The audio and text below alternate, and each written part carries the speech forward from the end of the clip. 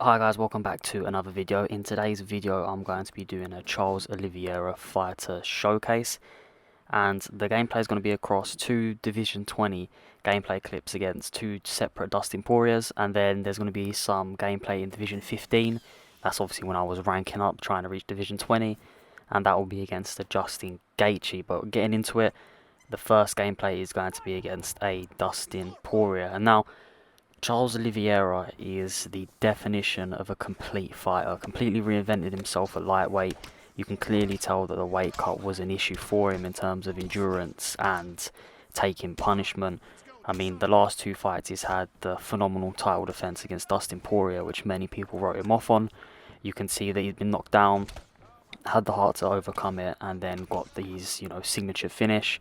And against the Chandler fight to claim the title, also got knocked down, came round, and probably the best left hook, like picture perfect left hook I've seen in ages. Dropped Chandler, and then he got the finish from there. So I'm a huge fan of this guy in real life. Obviously, I show a lot of love to Brazilian fighters, some Portuguese, and it's just good to support your own. And yeah, huge fan of him, especially since he's gone over to this new gym. His Muay Thai style, his knees in particular, that's what really drained Dustin. I mean, Dustin was not expecting that sort of output, and that's really what weathered him down and wore him down. And like I said, it was the knees that were very, very surprising. Done a lot of damage, beautiful elbows, and once it gets onto the ground with Charles Oliveira, there's major, major problems. But straying away from real life, as you can see, I get dropped here. But straying away from real life, in the game, Charles Oliveira is extremely well-rounded. There's not one avenue that you will not find yourself feeling comfortable in the clinch, he's phenomenal. Any sort of grappling, whether he's on top or on the bottom, he's going to feel absolutely outstanding. And then on the feet, he's got super, super crisp kicks, knees, elbows, and very good boxing. Obviously, his stand-up is going to be the weaker attribute just because of how phenomenal he is on the ground with 99 submission offense, amazing top control, and very good off his back as well.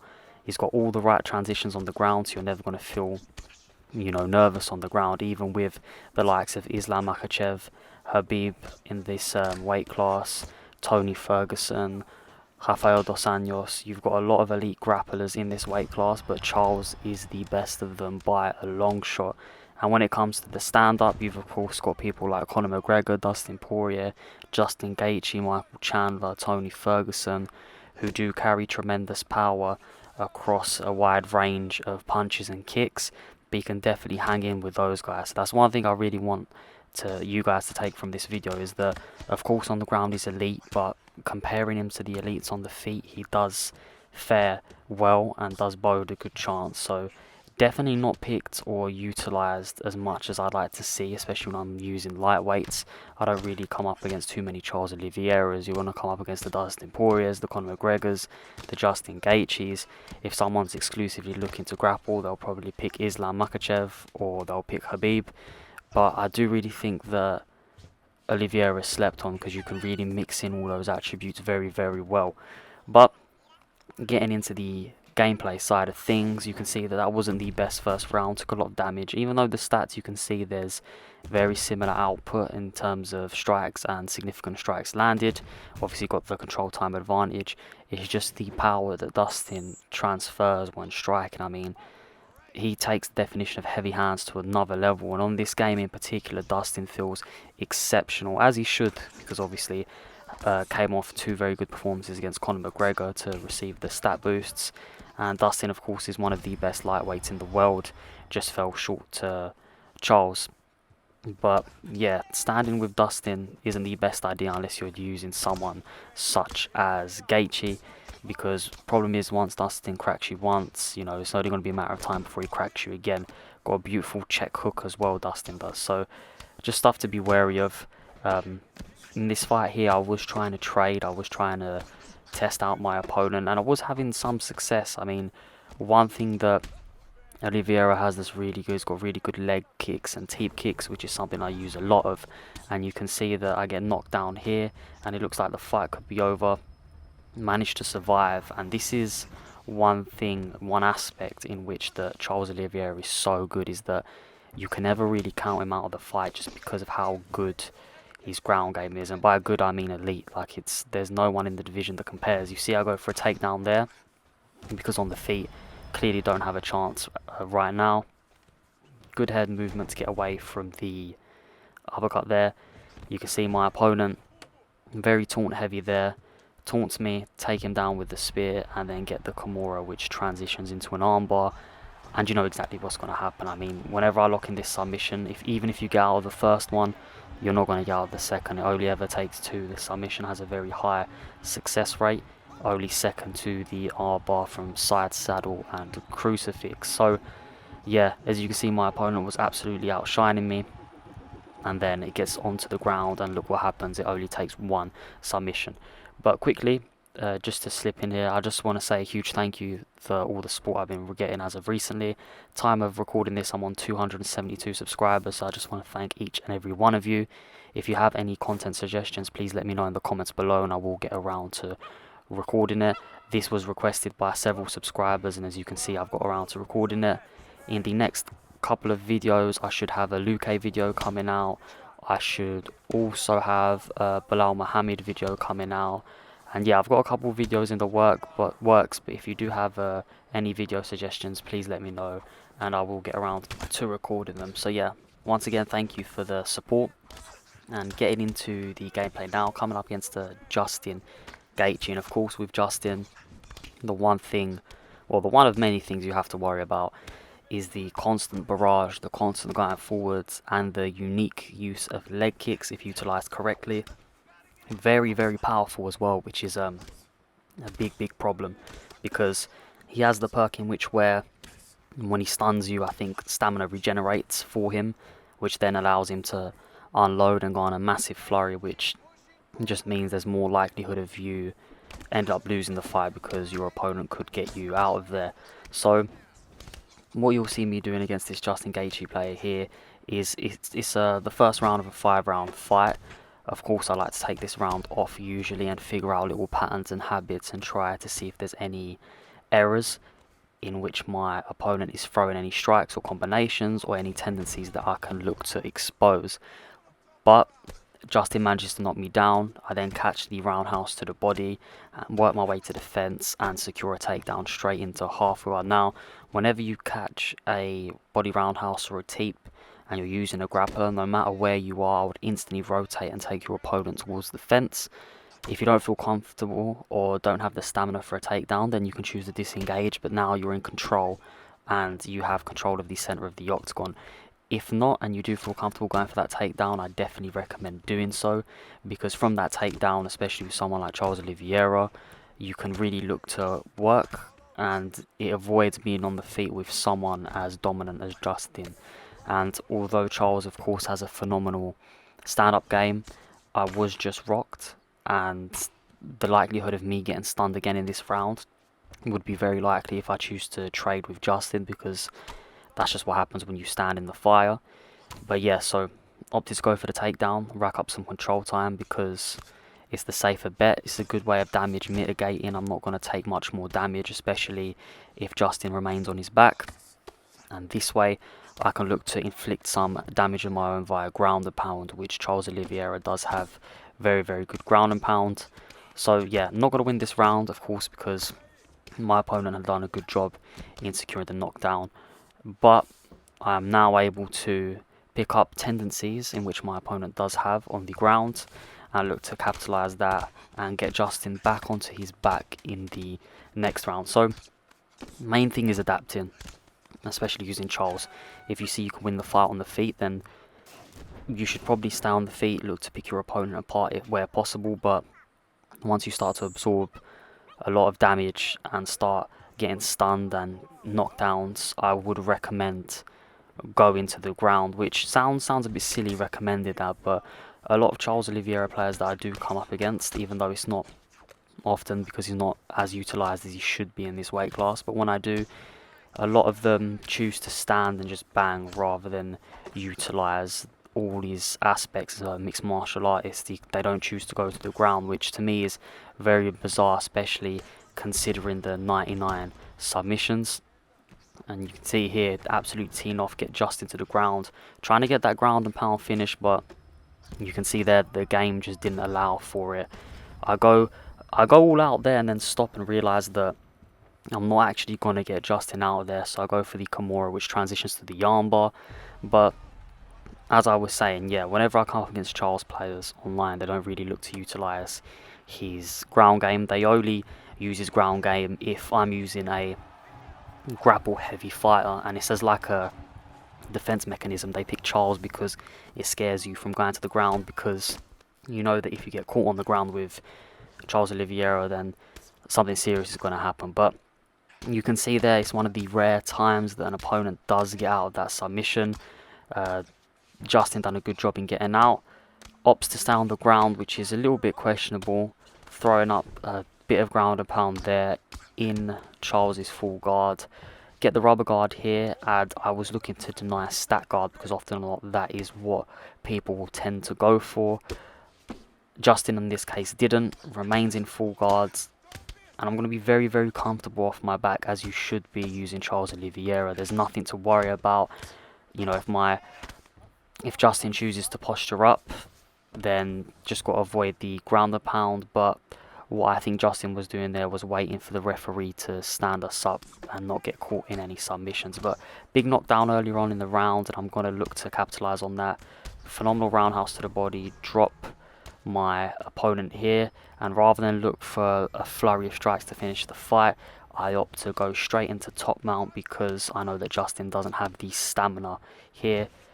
Posture up, and I look to unload some vicious ground and pounds, and as you can see, done enough to get Justin out of there. So first fight was a submission finish, second fight is a TKO finish, where again had to battle through some adversity, which is a common theme when I use Charles. I do get clipped, and it's funny just because of how reminiscent it is in real life. You know, Charles does get clipped, but then he fights through it, and he's just on such a phenomenal tear, such a good array of finishes as well, and I just think very, very underappreciated. But coming into this fight here, both in Division 20, my opponent had a lot of skill points, if I remember correctly. Very good opponent. Using Dustin Poirier, and of course I'm using Charles, and Dustin's going to look to make this into a boxing exchange, just because that's where Dustin will have the huge advantage. I'm right now looking to utilise leg kicks and teep kicks because I do feel that Charles is very, very effective when it comes to them two strikes in particular. And when it does enter boxing range, if I feel comfortable, I will try a pull counter and see if I can elbow my opponent and get a stun off. Obviously, I'm trying not to go in too heavy with the elbows because it is a little bit cheesy when you break your opponent's block and just spam elbows. Again, beautiful leg kick there. You can see that the leg kicks are causing this Dustin player some problems as it stands, so that's something that I'm definitely going to look to carry over and look to keep using throughout this round. It's important to notice that obviously, of course, it's another 5-round fight and it's very early on, only the first round, but the leg strikes are already starting to add up, and as Conor McGregor said, there's no check. At the moment, this Dustin player has not been checking the leg kicks, which is a very common mistake you find even with the higher level players, is that they opt not to check leg kicks, and they don't realise that that builds up as the rounds go on. Their punches will carry less power, and not only that, not only do the punches carry less power, but then it's easy to get leg health events off of that opponent's weak leg, and the punch power is also mitigated. So that is one of the reasons I'm very lead leg attack heavy. You could see that there my opponent keeps trying to get me with the head kicks. It's something that I've tried to take note of. My opponent is trying to catch me out. Dustin's very, very well versed when it comes to the kickboxing as well as boxing. So taking a mental note there, Dustin lands a leg kick himself, trying to remain calm under this constant barrage of strikes at the moment. Dustin's starting to find a better range for himself and landing more strikes. You can see working the body, and as a retaliation I work the body back because you cannot afford to take too much damage to the body, which is something that I've learned throughout the, especially recently when I played GOAT and Pryor, is that body damage really does add up, more so in the Pryor fight. And the second one where it absolutely was ripping my body with Gilbert Burns. It just leaves you extremely vulnerable, and it's also lessons that I've learned from facing other YouTubers such as JMMA, in which our first best of 3, he absolutely annihilated my body, and I was very, very surprised. He was very good at using certain attacks to really take away from my stamina. So shout out JMMA. He has a series on his channel using Charles Oliveira titled becoming the best Charles Oliveira player in the world, I believe. So go check that out if you like Charles Oliveira content. Jay does a super good job and creates really good content. I'm a big fan, so yeah, just thought I'd plug that in here whilst I'm using Charles.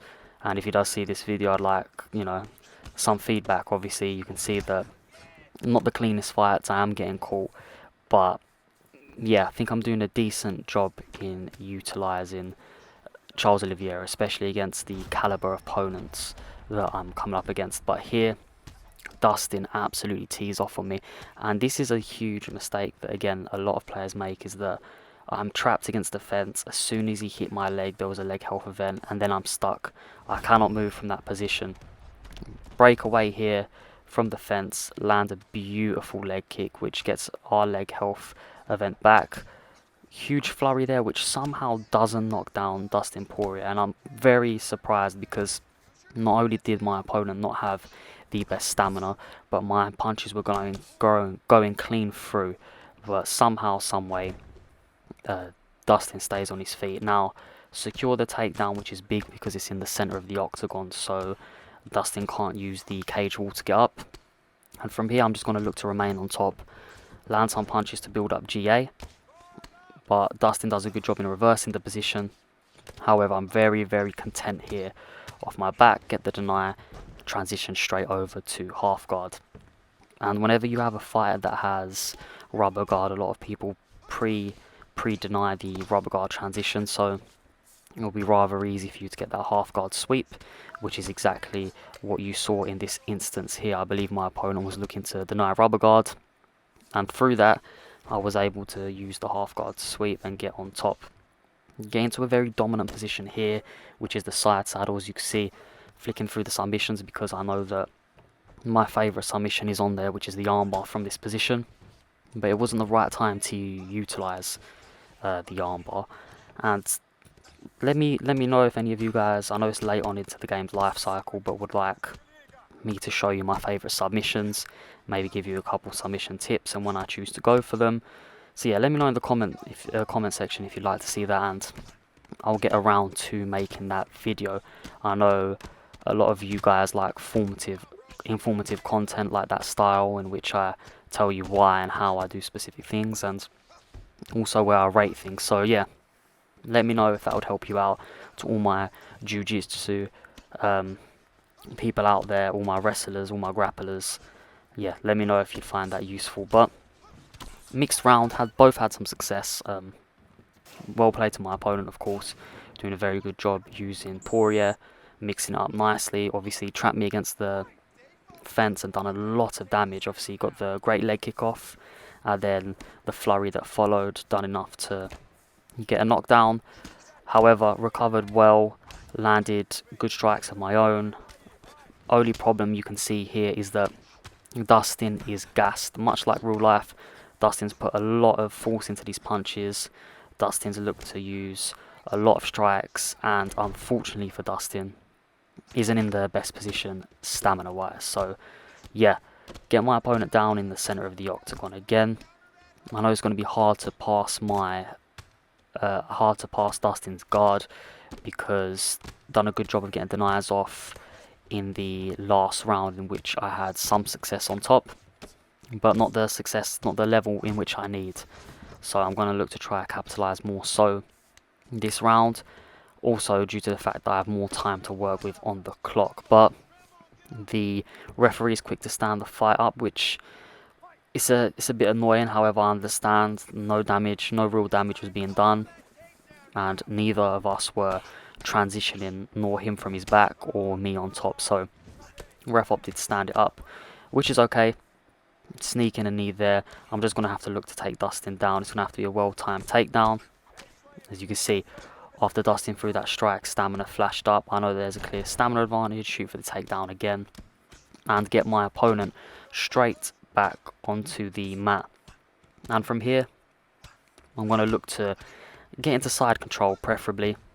Look to build up some damage, get some deniers. However, Dustin's doing a phenomenal job here of not letting me build up momentum in denying transitions. So shout out to my opponent, doing a very, very good job in that. And this is exactly what you need to do. You need to remain comfortable. However, you can't stay comfortable for too long with Charles Oliveira on top of you. You really need to look to get up. It's not enough just to look to contain and mitigate the damage done and stop the transitions. You cannot risk it, because eventually one of the transitions will go through, and once momentum is built up, it's going to be a huge problem. So get into top mount here, couple deniers, and yeah, you'll see what happens. Go for the submission, and then yeah, so huge. I just want to say a huge thank you for all the support. Hopefully you enjoyed the video. If you did enjoy the video, don't forget to leave a like, subscribe for more UFC 4 content. As this fight's finishing up here, I had to do the outro there because my opponent does rage quit. So yeah, just want to say a huge thank you to everyone, and I'll see you next video. Thanks.